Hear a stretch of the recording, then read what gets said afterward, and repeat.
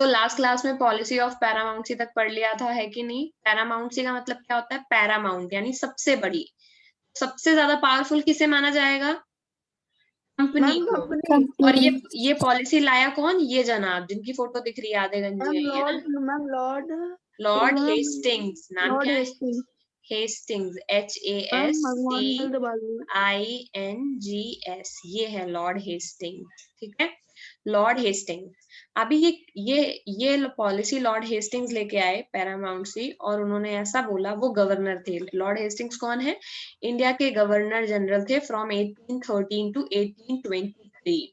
ये पॉलिसी के हिसाब से कंपनी ने क्लेम किया कि इसकी अथॉरिटी यानी कंपनी की जो पावर है वो सबसे ज्यादा ऊपर रहेगी और सुप्रीम रहेगी। पैरामाउंट का दूसरा मतलब होता है सुप्रीम यानी सबसे बड़ा।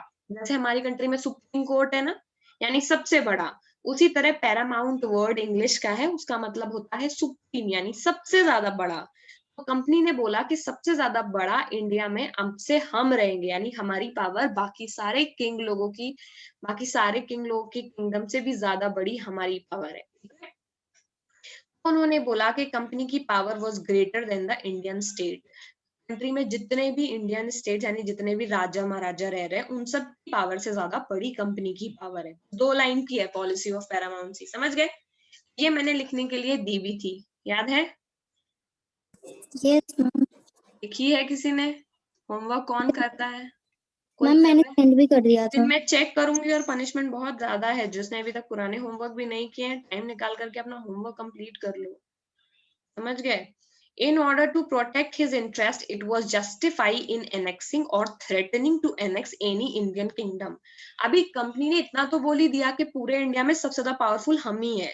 उसके अलावा उन्होंने एक और चीज बोली कि अपने आप को पावरफुल बनाए रखने के लिए हम किसी भी किंगडम को एनेक्स कर लेंगे, यानी उस पर कब्जा कर लेंगे, या फिर हम धमकी देंगे उन पे कब्जा यानी अटैक करके उनको कब्जा करने की, समझ गए? और ये जस्टिफाइड होगा, मतलब इसमें कुछ गलत नहीं होगा। ये पूरी जो पॉलिसी थी, इससे अब क्या पता चलने लगा? ब्रिटिशर्स अपने आप को हमसे बड़ा समझ रहे हैं, और वो अपने जीतने के लिए यानी अपने आप को पावरफुल रखने के लिए किसी भी राजा महाराजा की किंगडम को वो अनेक्स कर लेंगे, यानी उसको वो अटैक करके जीत लेंगे, समझ गए? लेकिन ये बताओ, इतना आसान तो होगा नहीं, कहने से हो जाएगा क्या? लेकिन नहीं, बार बार वॉर तो करना ही पड़ेगा, ठीक है। तो ब्रिटिश ने क्या किया फिर, यही वाली पॉलिसी के बाद में उन्होंने कुछ छोटे मोटे लोग जो आसपास के छोटे मोटे स्टेट्स थे, उनको उन्होंने कब्जा करने की कोशिश करी। उनका नाम इतना इम्पोर्टेंट नहीं है, कर्नाटका में कोई था, ठीक है। लेकिन फिर वहां पर एक रानी थी, जैसे हमें पता है लक्ष्मीबाई की तरह, उन रानी का नाम था रानी चेन्नम्मा। सुना है किसी ने?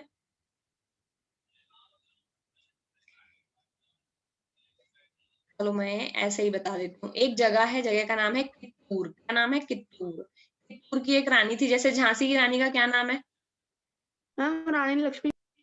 वैसे ही जो कित्तूर की रानी थी, कित्तूर की रानी का क्या नाम था? रानी चेन्नम्मा। ये साउथ की है ना, तो शायद मूवी भी बनी होगी इनके ऊपर कोई, रानी चेन्नम्मा करके। तो कित्तूर की जो रानी थी उनका नाम था चेन्नम्मा। अब ब्रिटिशर्स ने तो पॉलिसी ऑफ पैरामाउंट से ले आए, इसका मतलब उनकी पावर सबसे ज्यादा है, और उन्होंने ये भी बोला कि हमारी पावर इतनी ज्यादा है कि हम किसी को भी अटैक करके कब्जा कर लेंगे। तो यही वाली पॉलिसी के अंतर्गत उन्होंने क्या किया, रानी चेन्नम्मा की जो इलाका था कित्तूर, उसको उन्होंने बोला कि हम ले लेंगे। लेकिन रानी चेन्नम्मा इतनी आसानी से तो हम हार मानने नहीं वाली, तो उन्होंने फिर बहुत बड़ा स्ट्रगल किया, और फिर उनको अरेस्ट भी कर लिया गया, और फिर वो प्रिजन में डेथ हो गई उनकी, समझ गए? छोटी सी स्टोरी है कि रानी चेन्नम्मा फाइनली उन्होंने कोशिश तो की अपनी किंगडम को बचाने की, लेकिन वो बचा नहीं पाई, ठीक है। ओके। ओके, उसके बाद फिर हम आगे चलो पढ़ते हैं। आगे क्या पढ़ना है? पॉलिसी ऑफ पैरामाउंसी तो हमने पढ़ लिया, रानी चेन्नम्मा के बारे में भी पढ़ लिया। अब आगे चलते हैं थोड़ा। अब क्या हुआ कि थोड़ा टाइम बीतने लगा, कंपनी धीरे धीरे इंडिया में और स्ट्रांग हो रही थी, उसकी जो प्रेजेंस थी वो बढ़ती जा रही थी, और वो लोग और पावरफुल होते जा रहे थे। लेकिन ऐसे में एक चिंता उनको खा रही थी। क्या चिंता थी? एक कंट्री है, कंट्री का नाम है रशिया। किसी ने सुना है? Ma'am Russia. हाँ। Yes ma'am. उस वक्त रशिया भी बहुत पावरफुल हो रहा था। अब इंडिया के तो ऊपर पड़ता है रशिया, पता है ना? इंडिया के ऊपर अफगानिस्तान, उसके थोड़ा सा इधर आप जाओगे यस मैम। रशिया पड़ता है। रशिया उस वक्त बहुत पावरफुल हो रहा था और वो काफी एक्सपैंड भी कर रही थी, रशियन आर्मी जगह जगह वो कब्जा कर रही थी। अब हम लोग तो ब्रिटिशर्स के गुलाम थे, मतलब, लेकिन अभी जो कंपनी थी उसको क्या डर लग रहा था, कंपनी को ये डर लग रहा था कि कहीं रशिया वाले यहाँ ना आके ये इंडिया को कहीं रशिया वाले ना अटैक करके कब्जा कर लें और हमें फिर यहाँ से जाना पड़ेगा। इसीलिए वो ये सोच रहे थे कि कहीं रशिया वाले अगर एंटर कर गए इंडिया में तो फिर हमारा क्या होगा, मतलब हम कैसे इतना पैसा कमाएंगे, फिर तो रशियन ही आ जाएंगे इंडिया में और ये लोग गुलाम बना लेंगे, है कि नहीं।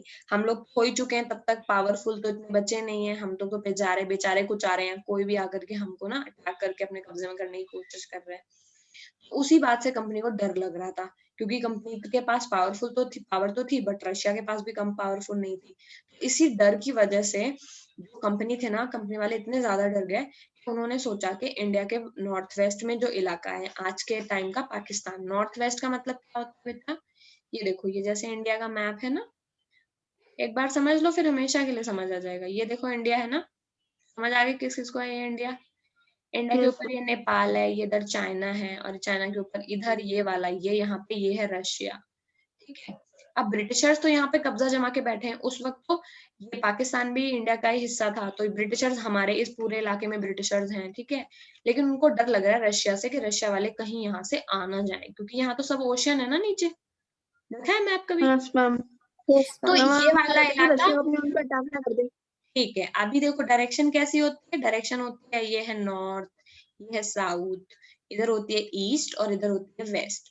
तो इस वाले को इसके ऊपर रखने की कोशिश करो तो बताओ कश्मीर कहाँ पड़ता है इंडिया में, नॉर्थ में, है कि नहीं। ये नॉर्थ हो जाएगा इंडिया का, यस मैम। ये साउथ हो जाएगा, ये ईस्ट हो जाएगा इंडिया का, और ये वेस्ट हो जाएगा। तो बताओ ये वाली जो लोकेशन जो मैं ग्रीन से पॉइंट कर रही हूँ ये क्या हो जाएगी, बोलोगे मैम ये तो ईस्ट है और ये तो मैम नॉर्थ, आप सॉरी सॉरी ईस्ट नहीं है, ये तो आप बोलोगे कि मैम आप जो बता रहे हो उस हिसाब से ये तो वेस्ट है, ये तो नॉर्थ है, ये तो साउथ है, और ये तो इंडिया का ईस्ट है, तो ये वाली डायरेक्शन नॉर्थ और वेस्ट के बीच में है, तो ये हो जाएगी नॉर्थ वेस्ट, समझ गए। अब कंपनी को ये डर लग रहा था कि कहीं रशिया यानी ये लोग नॉर्थ वेस्ट से आके इंडिया में अटैक ना कर दे, तब तो हमको भागना पड़ेगा, समझ गए।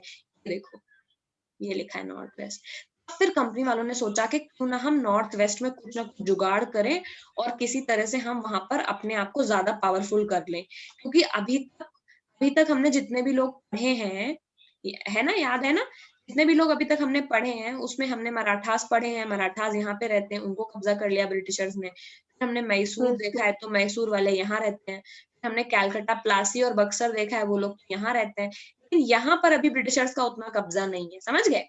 कंपनी ने ये वाले इलाके तो कब्जे कर लिए हैं, ये वाले, है ना, हमने पढ़ लिया मैसूर और एंग्लो मैसूर, एंग्लो मराठा, है ना।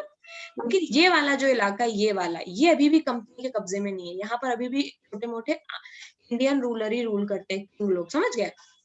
तो कंपनी ने क्या दिमाग लगाया, क्योंकि कंपनी को रशिया का डर था, कंपनी ने दिमाग लगाया कि ये वाला जो इलाका है इस पे भी चलो हम कब्जा कर लें, ठीक है। इसीलिए उन्होंने क्या करा, उन्होंने बहुत बड़ा वॉर लड़ा अफगानिस्तान के साथ, क्योंकि उस वक्त अफगानिस्तान एक पूरी कंट्री तो बना नहीं था, इंडिया के नॉर्थ में ये वहां पर अफगानिस्तान वाले लोग रहते थे, ये वाला इलाका अफगानिस्तान है। उन्होंने फिर ये सोच, ये पाकिस्तान है, यहाँ पी लिखा है, ये जहाँ ए लिखा है वो अफगानिस्तान है। कंपनी ने पूरी कोशिश करी कि ये पी ए वाले इलाके में कंपनी किसी तरह से तब जीत ले और अपना कब्जा कर ले। तो कंपनी को लगा अगर हम यहाँ कब्जा कर लेंगे फिर हम अपनी आर्मी बैठा देंगे तो रशियंस आ नहीं पाएंगे, समझ गए। समझ गए ना क्या समझाना चाह रही हूँ। Yes ma'am. इसीलिए कंपनी ने बहुत बड़ा वॉर किया, 1838 से 1842 तक कंपनी ने अफगानिस्तान के साथ वॉर किया और फाइनली कंपनी जीत गई और कंपनी ने अफगानिस्तान में रूल करना मैम हाँ बेटा। मैम मैं लीव हो गया था मैम अभी थोड़ी देर के लिए। मैं अपना क्या बताया आपने? कैसे लीव हो गए थे, मुझे बता कर गए थे तो मैं रुक जाती। मैम मैं फोन से मैम लैपटॉप में चेंज करा था। हाँ तो मेरे पास यही काम मीटिंग नहीं है ना कि मैं पूरा एक बार फिर से बताऊं, मुझे पता भी नहीं है कहाँ पर है। अब रिकॉर्डिंग देखना, ठीक है। फिलहाल के लिए मैं ये बता रही हूँ कि ब्रिटिशर्स जो हैं वो ये नॉर्थ वेस्ट वाला जो इलाका है, ये नॉर्थ वेस्ट वाले इलाके में कंट्रोल करने की कोशिश कर रहे हैं, क्योंकि उनको डर है कि रशिया वाले यहाँ से आ सकते हैं, यानी पाकिस्तान वाली साइड से आ सकते हैं अटैक करने इंडिया पर। इसीलिए वो लोग नॉर्थ वेस्ट वाले इलाके में इंडिया में, जहाँ पर आज के जहाँ पर अफगानिस्तान और पाकिस्तान है, वहां पर उन्होंने अफगानिस्तान के लोगों के साथ में लड़ाई करी कंपनी वालों ने, और उस वाले इलाके को कब्जा कर लिया, ठीक है। लेकिन अफगानिस्तान कब्जे में तो आ गया, लेकिन उसके अलावा सिंध जो प्रेजेंट डे पाकिस्तान में है, पंजाब कि इंडिया में आधा है और आधा पाकिस्तान में, हाफ पंजाब इंडिया के पास है, हाफ पाकिस्तान के पास है, ये सारे स्टेट भी टेक ओवर करने पड़ेंगे कि नहीं। अगर पूरा नॉर्थ वेस्ट कब्जा करना है तो केवल अफगानिस्तान से तो काम चलेगा नहीं, पूरे इलाके में यहाँ तो पंजाब भी है, यहाँ तो पाकिस्तान भी है, तो इसीलिए सिंध को भी कब्जा करना पड़ा। सिंध कहाँ है प्रेजेंट डे? पाकिस्तान में। उसके बाद फिर पंजाब को भी कब्जा करना पड़ा। इस तरह से कंपनी ने पूरी कोशिश करी कि नॉर्थ वेस्ट में जितने भी लोग रहते हैं, ठीक है, पंजाब में जो राजा उस वक्त, उनका नाम था रंजीत सिंह, रंजीत सिंह से उन्होंने लड़ाई करी और पंजाब को कब्जा कर लिया, सिंध को भी कब्जा कर लिया। धीरे धीरे करके कंपनी ने ढेर सारे वॉर लड़े और अल्टीमेटली कंपनी ने पंजाब को भी अटैक करके जीत लिया। इस तरह से पंजाब भी जीत लिया कंपनी ने। अब बताओ कंपनी अब तक क्या क्या जीत चुकी है, बताओ। बंगाल, मैसूर, मैसूर, मैम हरियाणा, मराठा, अवध, याद आया। यस, अब सिंध, पंजाब, अब यहाँ तक आ गई कंपनी ने, इतने सारे इलाके जीत लिए हैं। यानी प्रेजेंट डे के हिसाब से वेस्ट बंगाल भी चला गया, कर्नाटका भी चला गया, महाराष्ट्र भी चला गया, यूपी भी चला गया और पंजाब भी चला गया। इतने स्टेट कंपनी ऑलरेडी कंपनी के कब्जे पहुंच गए, समझ गए। ऐसे रिलेट कर करके पढ़ोगे ना तो इजी रहेगा। फिर क्या हुआ, अब हम लोग एक और पॉलिसी पढ़ने वाले हैं। अभी तक हमने क्या क्या पढ़ लिया है बताओ। अभी तक हमने पढ़ ली है, 2 पॉलिसी पढ़ी है, एक तो ये सब्सिडरी अलायंस है कि नहीं, और यस मैम, दूसरी हमने पढ़ी है पॉलिसी ऑफ पैरामाउंटी। अब हम एक तीसरी चीज पढ़ने वाले हैं जिसके लिए बहुत ज्यादा, जो बहुत ही ज्यादा फेमस है या फिर समझ लो बहुत ज्यादा बदनाम है। हमने नाम सुना होगा डॉक्ट्रिन ऑफ लैप्स, समझ गए। Doctrine of lapse, doctrine of lapse का क्या मतलब है, किसी को पता है डॉक्ट्रिन ऑफ लैप्स?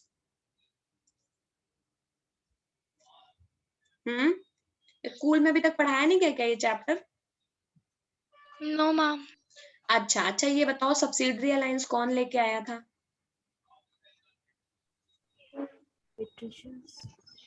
अरे वेलेजली, लॉर्ड वेलेजली,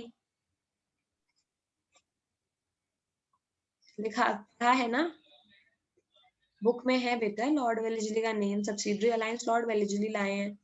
और अगला कौन सा है, पॉलिसी ऑफ पैरामाउंट कौन लाया? Lord Hastings. Ma'am Lord Hastings, ma'am Lord जल्दबाजी।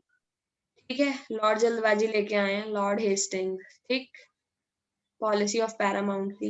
उसी तरह डॉक्ट्रिन ऑफ लैप्स लेके आए हैं लॉर्ड डलहौजी। डलहौजी एक जगह है ना उत्तराखंड में घूमने वाली, कोई गया डलहौजी मैम घूमने? कौन लेके आए मैम ये डॉक्टरी ऑफ लैपिस? लैप्स, लैप्स का मतलब है कोई चीज खत्म हो जाना, यानी डलहौजी। डलहौजी एक जगह है इंडिया में घूमने के लिए, हिमाचल प्रदेश में पड़ती है। कोई गया है डलहौजी? मैम डल हाउस ही नहीं है मैम, हॉरर हाउस नहीं है।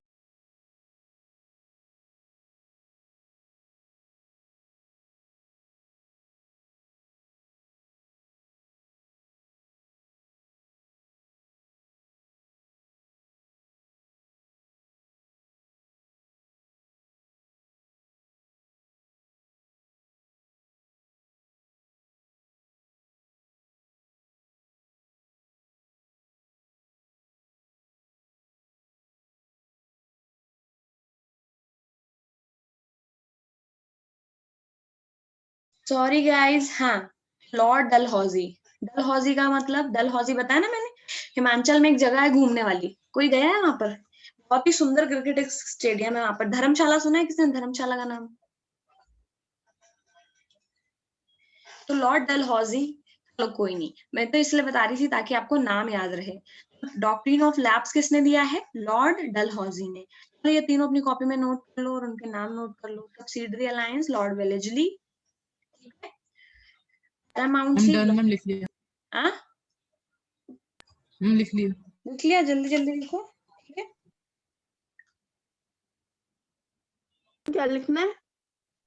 Subsidiary alliance Lord Wellesley, subsidiary alliance मैं लिख देती हूँ, यू हैव टू कॉपी, ठीक है, दूसरे बोर्ड पे। सब्सिडरी अलायंस तो याद है, कोई सब्सिडरी अलायंस तो नहीं भूल गया है ना? No, ma'am, इसमें British are disallowed to keep an army of a kingdom. Correct. ये वाली जो पॉलिसी थी कौन लेके आया है?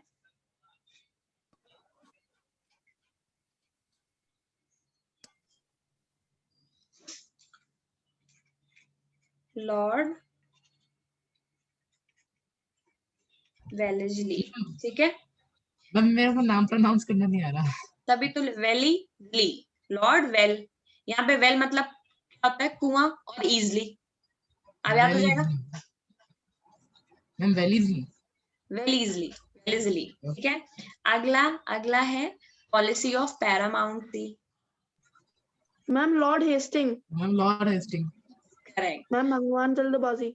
भगवान जल्दबाजी, लॉर्ड हेस्टिंग्स, ठीक है। भगवान जल्दबाजी है ये, ठीक है। फिर अगला हम लोग पढ़ रहे हैं डॉक्ट्रिन ऑफ लैप्स, ठीक है। डॉक्ट्रिन ऑफ लैप्स है लॉर्ड हाउसी. डलहौजी, ठीक है। अब देखो तीनों बहुत आसान है। सब्सिडरी अलायंस में वो क्या करते थे, जो भी किंगडम के साथ वो सब्सिडरी अलायंस करते थे उसको आर्मी रखने से मना कर देते थे, करेक्ट। और बोलते थे आर्मी आप नहीं रखोगे, आर्मी हम रखेंगे, लेकिन आर्मी का खर्चा आपको उठाना पड़ेगा, है ना? ऐसे तो करते Yes, थे। ma'am. और अगर आपने आर्मी का खर्चा नहीं उठाया तो आपकी जमीन हम ले लेंगे कुछ, ठीक है। ये तो वो सब्सिडरी अलायंस में करते थे। अगला है पॉलिसी ऑफ पैरामाउंसी, उसमें Ma'am, उन्होंने policy of paramount. Ma'am, सारी power उनके पास होती है, कंपनी के पास. करेक्ट, कंपनी ने ये डिक्लेयर करा कि सब अभी के बाद से इंडिया में सबसे ज्यादा सुप्रीम पावर किसकी रहेगी? अंग्रेजों की रहेगी, यानी ब्रिटिश कंपनी की रहेगी। किंगडम से ऊपर भी रहेंगे वो लोग, सबसे ज्यादा पावर उनकी मानी जाएगी। और अपनी पावर को मेंटेन रखने के लिए वो किसी भी किंगडम पे अटैक करके उसको अनेक्स कर लेंगे, और वो जायज होगा, यानी वो लीगल होगा। अगला था डॉक्ट्रिन ऑफ फ्लैप, ये बहुत आसान है। इसी की वजह से झांसी की रानी के साथ में उनकी लड़ाई हुई थी। क्यों? डॉक्ट्रिन ऑफ लैप्स के हिसाब से अगर किसी राजा रानी के अपना अपना बच्चा नहीं है तो उसकी किंगडम किसे मिल जाएगी? उनकी कंपनी को. किंगडम कंपनी को मिल जाएगी। ये है डॉक्ट्रिन ऑफ लैप्स, यानी अगर आपका कोई लीगल हेयर नहीं है, आपके कोई किंगडम का कोई उत्तराधिकारी नहीं है, यानी आपके अगर कोई बच्चा नहीं है, तो आपकी किंगडम कंपनी की हो जाएगी। और जो हमें पता है कि रानी लक्ष्मीबाई के जो बेटे थे दामोदर राव, वो उनके अपने बेटे नहीं थे, वो उन्होंने गोद लिया था। तो कंपनी ने मना कर दिया था कि गोद लिए हुए बेटे को हम आपका लीगल हेयर नहीं मानेंगे, आपका अपना बेटा होना चाहिए। इस वजह से झांसी की रानी ने बोला कि नहीं, मैं गलत है, मैं अपनी झांसी नहीं दूंगी। लेकिन फिर अंग्रेज माने नहीं, और फिर उन्होंने झांसी की रानी के साथ में अटैक हुआ, और फिर झांसी की रानी उस वॉर में मर गई, और उन्होंने फिर झांसी को कब्जा कर लिया। ये कहानी तो सबने सुनी है ना? Yes ma'am. तो डॉक्ट्रिन ऑफ लैप्स का मतलब है कि अगर आपका अपना बच्चा नहीं है तो आपका जो किंगडम है वो किसे चला जाएगा? अंग्रेजों को, समझ गए? कंपनी को. कंपनी को, सिंपल सिंपल लिख लिया ये सबने तीनों के नाम, लॉर्ड डलहौजी, लॉर्ड हेस्टिंग्स और लॉर्ड वेलेस्ली। और यस तीनों मैम। तीनों डॉक्ट्रिन Ma'am, का Lord मतलब Dalhousie. तीनों डॉक्ट्रिन का मतलब भी पता चल गया ना? लैप्स का मतलब Yes, ma'am. लैप्स का मतलब आपके अपना कोई बच्चा नहीं है, ठीक? फिर आगे क्या होता है, चलो आगे देखते हैं। अब ये हमने ऑलरेडी पढ़ ही लिया है कि डॉक्ट्रिन ऑफ लैप्स क्या है। Final wave of annexation occurred, अभी तो क्या है, पहला उन्होंने सब्सिडरी अलायंस निकाला, कुछ लोगों को सब्सिडरी अलायंस के चलते अपने कब्जे कर लिया। फिर उन्होंने अभी पॉलिसी ऑफ पैरामाउंसी लाए, और फिर पैरामाउंसी की वजह से कुछ लोग कब्जा कर लिया। अब उन्होंने अपनी फाइनल पॉलिसी निकाली, उसको बोलते हैं ब्रह्मास्त्र, अपना फाइनल हथियार। कंपनी ने भी ये डिक्लेयर कर दिया कि अगर किसी भी इंडियन रूलर के कोई मेल हेयर नहीं है, यानी कोई लड़का, लड़की भी नहीं चलेगा, कोई लड़का होना चाहिए, उनकी किंगडम लैप्स हो जाएगी, यानी खत्म हो जाएगी, और कंपनी की टेरिटरी का पार्ट बन जाएगी, यानी वो किंगडम ऑफ कंपनी की हो जाएगी। समझ गया कितना आसान है ये तो? यानी किसी किंग के अगर कोई मेल हेयर नहीं है, मैंने यानी मेल उत्तराधिकारी, राजा के जो उत्तराधिकारी होते हैं उनको क्या बोलते हैं? हेयर। अच्छा है, अगर किसी किंगडम का बच्चा नहीं हो तो मैम वो पूरा लैंड अंग्रेजों के पास में जाएगा, करेक्ट। Ma'am company. और इसी के चलते उन्होंने सतारा को पहले कब्जा किया, फिर उन्होंने संबलपुर को कब्जा किया, फिर उन्होंने उदयपुर को कब्जा किया, क्योंकि इन सारे किंग के बच्चे ने, लड़का नहीं था, नागपुर को कब्जा किया, और फाइनली उन्होंने झांसी को भी कब्जा कर लिया, यही बहाना दे करके कि आपके कोई लड़का नहीं है, तो अब आपका जो किंगडम है वो किसको मिल जाएगा? वो अंग्रेजों को मिल जाएगा। समझ गए? पक्का? Okay. Finally in 1856 company also took over the Awadh. फिर फाइनली कंपनी ने अवध को 1856 में दोबारा से, पहली बार में अवध को पूरा कब्जा नहीं किया था। अवध जब बैटल ऑफ बक्सर हुआ था तो अवध को थोड़ा सा उन्होंने कुछ हल्की फुल्की उन्होंने फ्रीडम दे रखी थी अवध को कि तुम लोग अपना शासन खुद चला सकते हो। लेकिन 1856 में उन्होंने फाइनली अवध यानी प्रेजेंट डे जो लखनऊ वाला रीजन है उसको उन्होंने फाइनली पूरी तरह कब्जा कर लिया। ठीक है, अब ब्रिटिश ने क्या बोला, और क्योंकि अवध वाले के पास में तो बच्चा था यानी लड़का भी था, फिर भी उन्होंने अवध को कब्जा कर लिया। उन्होंने ये बहाना दिया कि हम तो अवध को इसलिए कब्जा नहीं कर रहे हैं क्योंकि उनके पास बेटा नहीं है, हम इसलिए कब्जा कर रहे हैं क्योंकि वो लोग अवध को अच्छे से चला नहीं पा रहे हैं, मिस गवर्नमेंट। यानी अवध को चलाने में ऐसा हो सकता है कि कोई राजा अपने किंगडम को चला ना पाए, लेकिन उन्होंने बहाना मैम दिया नहीं, कि अवध को तो मिस गवर्नमेंट। तो एक तरह से ये दिखाई दे रहा था कि कुछ भी करके कोई ना कोई वो बहाना बना देंगे, कोई ना कोई रूल निकाल देंगे, वो बस क्या करना चाहते हैं, सबको कब्जा करना चाहते हैं। और इसी वजह से जब उन्होंने इतना कुछ कब्जा कर लिया और 1856 में जब फाइनली अवध को भी कब्जा कर लेते हैं तो इंडियंस बहुत गुस्सा हो जाते हैं। बोले अभी तो आपने ऐसे बोला सब्सिडरी अलायंस, चलो कोई बात नहीं, आपने आर्मी नहीं रखने दी, लेकिन कम से कम आर्मी नहीं रखने दे रहे थे, कम से कम हमसे हमारी गद्दी तो नहीं छीन रहे थे, इसलिए हमने कुछ नहीं बोला। फिर आप पॉलिसी ऑफ पैरामाउंट से लेके आए, आपने बोला सबसे ज्यादा पावर तो हमारे पास ही रहेगी, हमने तब भी कुछ नहीं बोला। फिर आपने बोला कि डॉक्ट्रिन ऑफ लैप्स लाएंगे, यानी जिनके लड़का नहीं है उनके किंगडम हम हड़प लेंगे, हमने तब भी कुछ नहीं बोला। अवध के नवाब के पास में तो लड़का था, तब भी आपने उनकी किंगडम छीन ली, यानी आप जो हैं वो हैं बेईमान। लोगों को इतना गुस्सा आया कि उन्होंने 1857 का रिवोल्ट कर दिया, समझ गए? Ma'am revolt of 1857। यस, तो 1856 में जब फाइनली अवध को भी कब्जा कर लिया गया तो उसके बाद रिवॉल्ट ऑफ 1857 हुआ, समझ गए?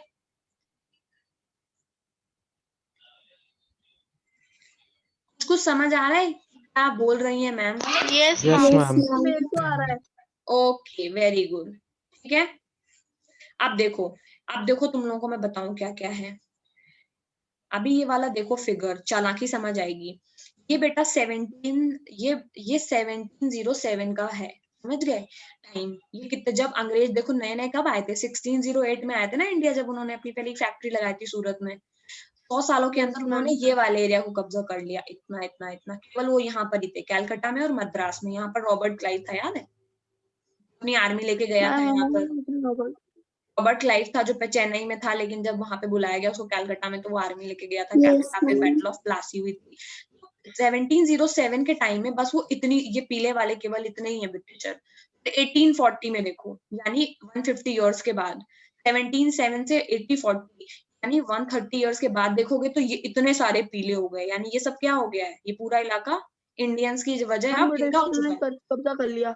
यस, और उसके बाद थोड़ा और चलो आगे भाई, थोड़ा और आगे चलोगे तो 1857 में देख रहे हो ma'am half of the world तो पूरा उन्होंने कैप्चर कर पूरा लिया। ही ऑलमोस्ट कब्जा कर लिया है। तो ये देखो, ये सब कुछ जितना भी पीला दिख रहा है ये सब उनका ही है। ये सब किस वजह से हुआ? उनकी doctrine of lapse, policy of paramountcy और सब्सिडरी अलायंस की वजह से। ये तीन पॉलिसी जो उन्होंने निकाली और उसके चलते उन्होंने काफी कब्जा किया, समझ गए? समझ आ रहा है ना? Yes ma'am. ओके, चलो। हाँ, अब क्या हुआ?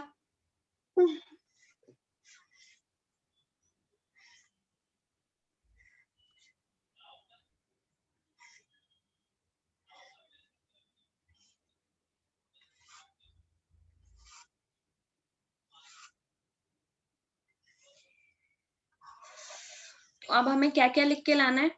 आपने डॉक्ट्रिन ऑफ लैप्स के बारे में लिखना है घर जाके।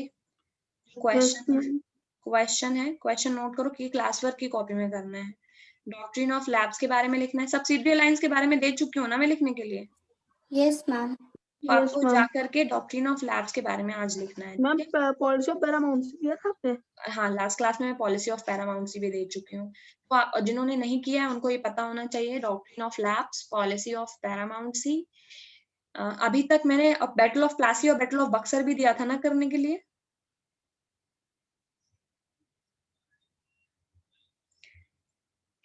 आपने आंसर से कुछ क्वेश्चन दिए थे और उसमें एक में बैटल ऑफ, देखो मैं बता रही हूँ आपको क्या करना है। जिन्होंने अभी तक नहीं किया है वो चैप्टर पढ़ के you have to write down battle of Plassey. Battle of Plassey करना है, उसके रीजन क्या थे और क्या हुआ, ठीक है? फिर आपको करना है बैटल ऑफ बक्सर, ठीक है। फिर आपको करना है सब्सिडियरी अलायंस। जिन्होंने इनमें से कुछ कर लिया है वो बचा हुआ कर लेंगे। फिर आपको करना है पॉलिसी ऑफ पैरामाउंटी।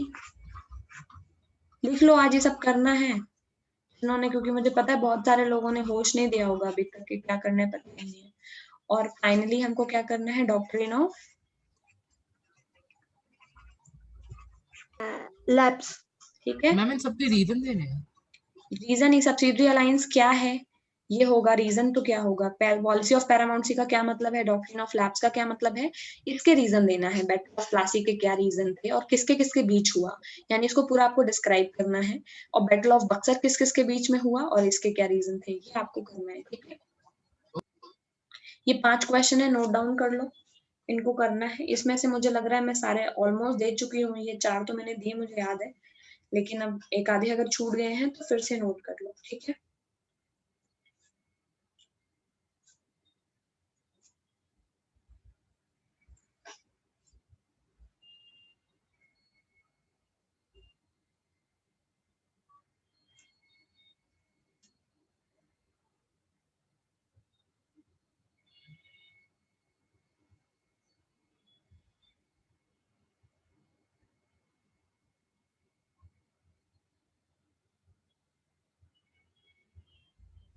मामी हमें अभी करना स्टार्ट करना है।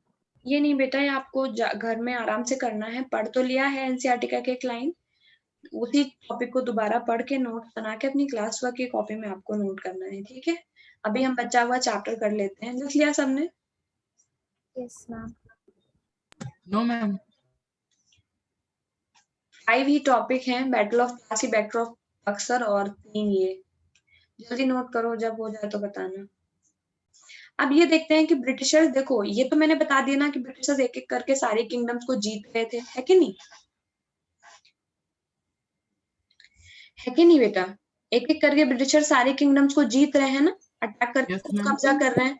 अब वो कुछ उन किंगडम्स को चलाएंगे कैसे, क्योंकि किंग लोग तो अपने किंगडम्स को अलग तरह से चलाते थे, है कि नहीं। उनके अलग तरह के मिनिस्टर्स होते थे, अलग तरह के उनका सिस्टम होता था। किंग कैसे चलाएगा, इस चक्कर में अब ये देखेंगे कि ब्रिटिशर्स इन किंगडम को कैसे चलाते थे। जब वॉरेन हेस्टिंग्स, ये बैटल ऑफ प्लासी के बाद की बात है, बैटल ऑफ प्लासी से अब देखना शुरू करेंगे कि उन्होंने जब से उन्होंने फर्स्ट पहला अटैक करके उन्होंने बंगाल को जीता था, तब से ही उन्होंने कुछ कुछ चीजें चेंज करनी शुरू कर दी थी, ठीक है। Warren Hastings was the one of the many important person, जिसकी वजह से कंपनी का एक्सपेंशन हो पाया और कंपनी की पावर बढ़ती चली गई, क्योंकि हेस्टिंग्स ने बैटल ऑफ प्लासी के बाद बहुत कुछ चेंज कर दिया था बंगाल में, ठीक है। By his time, the company had acquired power not only in Bengal but Bombay and Madras. जब वॉरेन हेस्टिंग्स था इंडिया में 1777 to 1785, उस समय के कंपनी के पास केवल बंगाल में पावर नहीं थी, बॉम्बे और मद्रास की पावर भी कंपनी के पास में आ गई थी। ब्रिटिशर्स की जो टेरिटरी है, यानी उनकी जो जहाँ पे ब्रिटिशर्स इलाके में कंट्रोल कर रहे थे, वो धीरे धीरे बढ़ती जा रही थी। लेकिन जो हेस्टिंग्स है उसने बहुत अच्छा एक सिस्टम बनाया। क्या सिस्टम बनाया, ब्रिटिशर्स की जितनी भी टेरिटरी थी, यानी जो जो इलाके ब्रिटिशर्स के कब्जे में थे, उन सबको जो कुछ एरियाज में डिवाइड कर दिया जाता था और उनको बोला जाता था प्रेसिडेंसी, समझ गए। यानी अगर बॉम्बे और ये है बॉम्बे और ये है बॉम्बे के आसपास के इलाके, ये सब एक प्रेसिडेंसी को इनको एक डिक्लेयर कर दिया जाएगा, एक जैसे एक सिटी के जैसा, समझ गए। जैसे अभी नोएडा एक पूरी सिटी है, उसी तरह ब्रिटिशर जो सिटी नहीं बोलते थे, वो क्या वर्ड यूज करते थे, प्रेसिडेंसी, समझ गए। वो क्या करते थे, जितने भी एरिया उनके कंट्रोल में थे, उन सबको वो प्रेसिडेंसीज में डिवाइड कर देते थे। तो जब स्टार्टिंग में ब्रिटिशर्स के पास 3 प्रेसिडेंसीज थी, 3 प्रेसिडेंसी। बंगाल की प्रेसिडेंसी, यानी बंगाल के आसपास के जितना एरिया थे वो बंगाल प्रेसिडेंसी में आते थे। मद्रास प्रेजेंट डे चेन्नई के जो एरिया थे वो चेन्नई मैसूर, हाँ, मैसूर और ये सब मद्रास प्रेसिडेंसी में आते थे। और फिर बॉम्बे, यानी बॉम्बे और उसके आसपास के इलाके जो गोवा और बाकी सब जगह हैं, वो बॉम्बे प्रेसिडेंसी में आते थे, समझ गए। बॉम्बे प्रेसिडेंसी का मतलब ये नहीं कि केवल बॉम्बे, उस इलाके के आसपास जितनी भी जगह है वो सब बॉम्बे प्रेसिडेंसी में आएंगी, समझ गए। और इन हर एक प्रेसिडेंसी में एक गवर्नर होता था। बॉम्बे प्रेसिडेंसी का अलग गवर्नर होता था, बंगाल का अलग और मद्रास का अलग। लेकिन जो सुप्रीम पावर थी वो गवर्नर जनरल के पास में होती थी, समझ गए। Warren Hastings, the first governor general, introduced several administrative reform in the sphere of justice. तो इसी तरह जो पहला गवर्नर जनरल था उसका क्या नाम था? Warren Hasting. ठीक है, मैं फिगर बना के समझाती हूँ कि इजिली समझ आ जाए, ताकि ये ना समझो। अगर मैं तुमसे बोलूं कि ब्रिटिशर्स कैसे इंडिया में रूल करते थे, बोलोगे मैम ये मान लो ये इतना एरिया ब्रिटिशर्स के कब्जे में है अभी, बंगाल वाला, यानी यहाँ पे अगर बंगाल है तो बंगाल के आसपास का जितना भी एरिया है ये सब इसको बंगाल प्रेसिडेंसी बोलेंगे। क्या बोलेंगे? बंगाल प्रेसिडेंसी।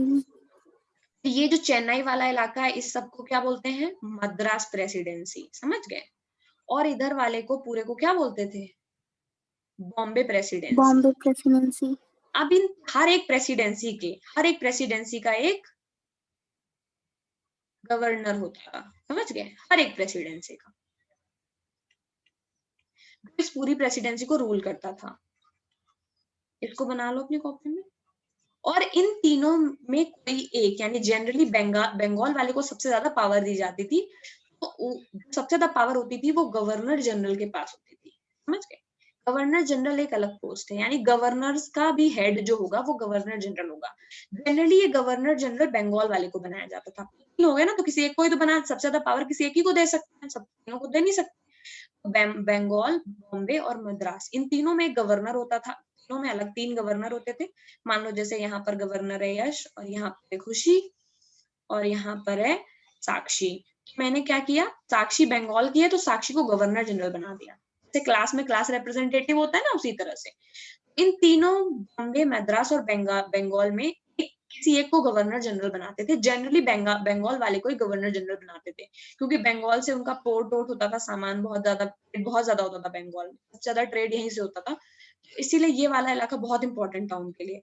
इसीलिए यहाँ का जो गवर्नर होता था उसको गवर्नर जनरल बनाते थे, समझ गए। और वो गवर्नर जनरल बाकी दोनों गवर्नर जनरल के ऊपर रूल करता था, यानी वो इनको भी, ये वाला गवर्नर जनरल इनको और इनको भी दे सकता है डायरेक्शन कि मेरे हिसाब से काम करो, समझ गए। किसको समझ आ गया क्या बोल रही हूँ? मुझे ठीक है, जल्दी से बना लो बेटा।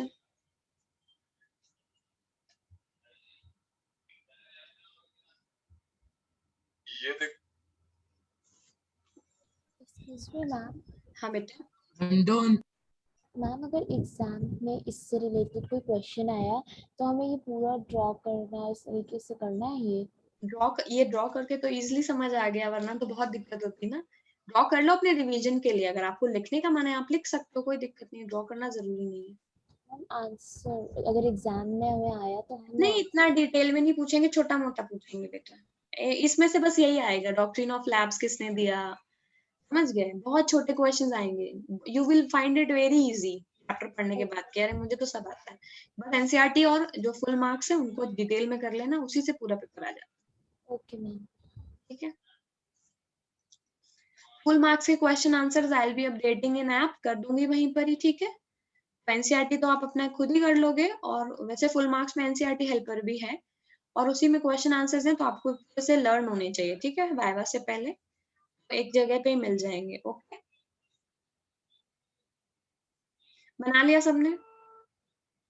Yes ma'am. Yes ma'am. Yes ma'am. Okay, अब मैम आगे मैंने ही चलते बना लिया।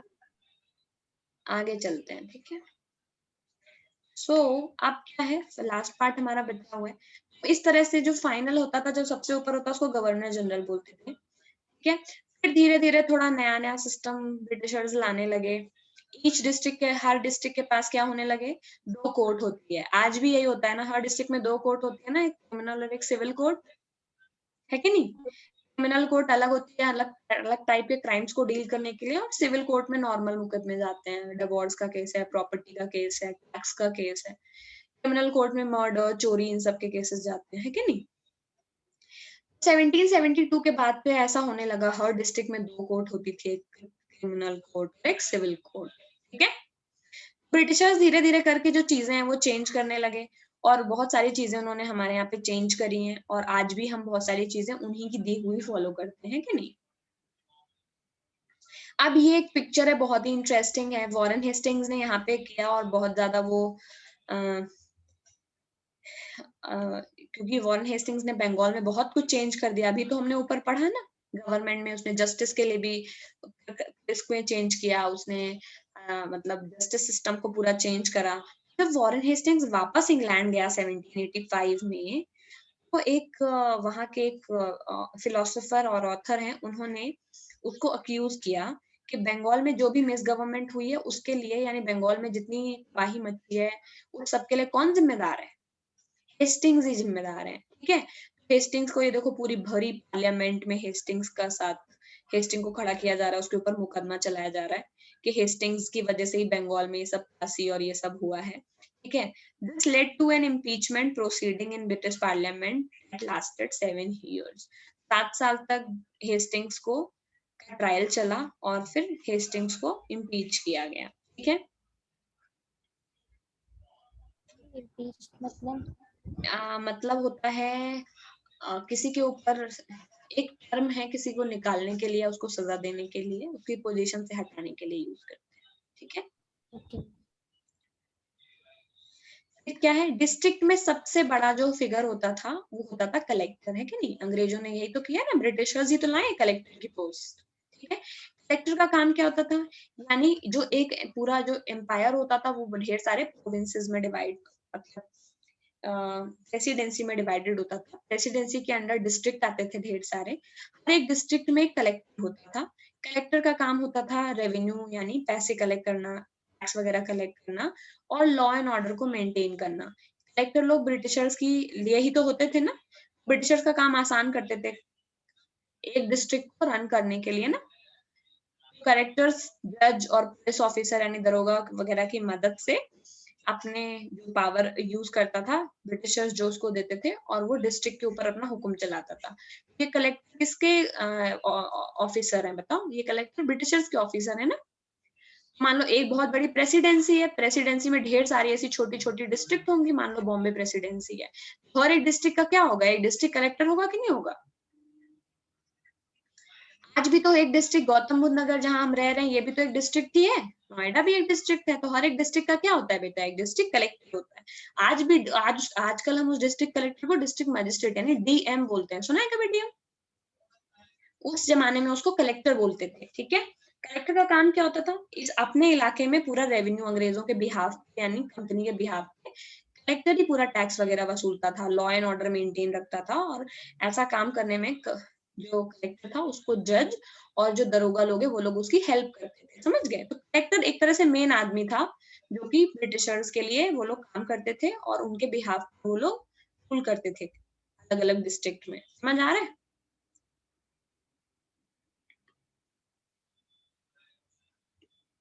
कोई है जिसे नहीं समझ आ रहा क्या बोल रही हूँ मैं?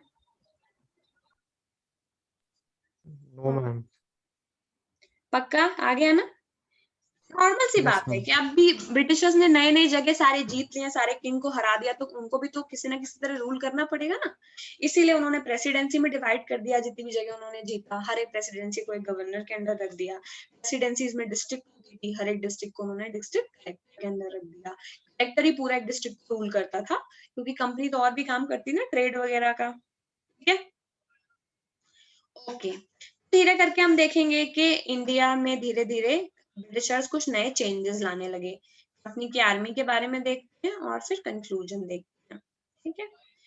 कॉलोनियल रूल इन इंडिया, इसमें सब कुछ बहुत ज्यादा इंपॉर्टेंट नहीं है, जो चीज इंपॉर्टेंट है वो मैं अभी बताती हूँ आपको, ठीक है। Let me have a look. Colonial rule in India brought in some new ideas. हमने अभी अभी देखा है कि कॉलोनियल मतलब कॉलोनी यानी ब्रिटिशर्स के जब इंडिया में रूल करने लगे तो इंडिया में एडमिनिस्ट्रेशन चेंज हो गया, वो लोग कलेक्टर की पोस्ट लेके आए, कुछ नई नई चीजें आने लगी, ठीक है। जैसे पहले ब्रिटिशर्स के पहले हमारे यहाँ कौन रूल करते थे? मुगल। कौन रूल करते थे? मुगल, है ना। मुगल लोगों के पास में मेनली सवार होते थे और घुड़सवार होते थे, ठीक है, पैदल होते थे, ठीक है। और इस तरह से तीरंदाजी वाले लोग होते थे, कुछ लोग तलवार चलाते थे, देखा होगा ना मूवीज में मुगल्स की आर्मी कैसी होती थी। कुछ लोग पैदल चलते थे, कुछ लोग घोड़ों पे चलते थे, है कि नहीं। उस तरह की चीजें करते थे। कुछ लोग पैदल सोल्जर थे। धीरे धीरे जब ब्रिटिशर्स आए तो उन्होंने मॉडर्न चीजें इंट्रोड्यूस करनी शुरू कर दी। उनके जो सोल्जर्स थे उनके पास में गन होती थी, है कि नहीं? देखा है ना, ब्रिटिशर्स वाले टोपी लगाए हुए। कभी मूवी नहीं देखी जिसमें ब्रिटिश सोल्जर्स को देखा हो इंडिया में, भगत सिंह की? धीरे धीरे सब कुछ चेंज हो गया इंडिया में। क्यों? क्योंकि ब्रिटिशर्स मॉडर्न चीजें भी लेकर के आए। उन्होंने रेलवे बनाया इंडिया में, ठीक है। धीरे धीरे उन्होंने अपनी आर्मी, ईस्ट इंडिया कंपनी ने अपनी आर्मी को एक्सपैंड कर लिया। उनके जो सोल्जर्स थे उसको वो सिपाही बुलाते थे, ठीक है। और फिर ईस्ट इंडिया कंपनी ने और बड़ी आर्मी इकट्ठा करके आसपास के इलाके यानी जो बर्मा, अफगानिस्तान, इजिप्ट, इन सब जगह पे वो हमारे सोल्जर्स को ले जाते थे और वहां पर वो लड़ाई मतलब वॉर करते थे। इस तरह से कंपनी धीरे धीरे अपनी आर्मी को बढ़ाती रही और आर्मी और मिलिट्री को चेंज करती रही और बड़े बड़े रेजिमेंट, आर्मी रेजिमेंट का नाम सुना है ना? किसी के कोई जानने वाला आर्मी में है? आर्मी में रेजिमेंट्स होती है ना बेटा। एक हमारी कंट्री में जो आर्मी वो ढेर सारी रेजिमेंट होती है ना, गोरखा रेजिमेंट, नेपाली रेजिमेंट, है कि नहीं? अवध। उसी तरह से ये शुरुआत भी रेजिमेंट बनाने की भी अंग्रेजों ने ही करी है, क्योंकि मुगल्स की आर्मी में तो पैदल, घुड़सवार, इस तरह से अलग अलग लोग होते थे। बट ब्रिटिशर्स ने क्या करा, उन्होंने आर्मी में रेजिमेंट्स इंट्रोड्यूस कर दिया। जिस इलाके के लोग हैं, जैसे आजकल गढ़वाल एक रेजिमेंट है कि नहीं? कुमाऊं गढ़वाल एक रेजिमेंट है, यानी गढ़वाल के आस इस रेजिमेंट में बहुत सारे सोल्जर्स होते हैं, गढ़वाल रेजिमेंट में होता है। ये रेजिमेंट का मतलब एक ग्रुप। उसी तरह से ये रेजिमेंट वाला जो सिस्टम है वो भी ब्रिटिशर्स ने शुरू किया। यानी हम क्या पढ़ रहे हैं, हम ये पढ़ रहे हैं कि कंपनी ने किस तरह से पहले इंडियन सारे किंग को हटा के खुद आ गए और फिर उन्होंने सबको चेंज कर दिया। कैसे चेंज कर दिया? उन्होंने आर्मी चेंज कर दी, है कि नहीं? रेजिमेंट्स, नई मॉडर्न टेक्नोलॉजी, नए गन्स वगैरह इंट्रोड्यूस कर दिए। फिर उन्होंने एडमिनिस्ट्रेशन में क्या चेंज किया बोलोगे मैम? उन्होंने प्रेसिडेंसी बना दी, कलेक्टर की पोस्ट बना दी। हमारे यहाँ क्या ये सब पहले था? बताओ, ये सब था क्या हमारे यहाँ जब ब्रिटिशर्स नहीं थे? कलेक्टर की पोस्ट, मैम प्रेसिडेंट। टैक्सेस भी लाए थे। उन्होंने टैक्स भी का नया सिस्टम ले आए कलेक्शन के लिए। तो बहुत सारी चीजें हैं जो उन्होंने कंपनी के आने से हमारी कंट्री में चेंज हो गई। सिमिलरली रेलवे वगैरह भी कंपनी लेकर के आई है कि नहीं? पोस्ट ऑफिस, टेलीग्राफ, ये सब भी कंपनी लेके आई है, ठीक है। धीरे धीरे वो हमारे यहाँ के जो जवान है उनको यूरोपियन स्टाइल की ट्रेनिंग देने लगे, उनको डिसिप्लिन सिखाने लगे, समझ गए? धीरे धीरे करके उन्होंने प्रोफेशनल सोल्जर्स इकट्ठे करने शुरू किए। पहले हमारे यहाँ अभी सोल्जर जो वर्ड है वो भी हम लोग यूज नहीं करते थे, है कि नहीं? हम लोग सिपाही यूज करते थे, उन्होंने सोल्जर वर्ड यूज करना शुरू करा। धीरे धीरे हम लोग मॉडर्न हो गए। तो अभी जो हम बहुत सारी चीजें आज हम बोलते हैं या कहीं ना कहीं ब्रिटिशर्स का इन्फ्लुएंस ही तो है कि नहीं? रेलवे, ट्रेन, ये सारा जो चीजें हैं ये सब वो ही लेकर के आए हैं। उनसे धीरे धीरे वो टेक्नोलॉजी, लेकिन वो हमारे फायदे के लिए सब लेके नहीं आए थे, वो अपने फायदे के लिए लाए थे। वो आर्मी वालों को अगर कुछ मॉडर्न चीजें सिखा रहे थे तो वो इसलिए सिखा रहे थे ताकि वो आर्मी वालों को लेकर के और नई जगह जाएं और वहां जाकर के वो अटैक करें और फिर और नई चीजें जीते। समझ गए? Yes ma'am. समझ में आ गया? ठीक है। Now what you have to do, this chapter is really complete.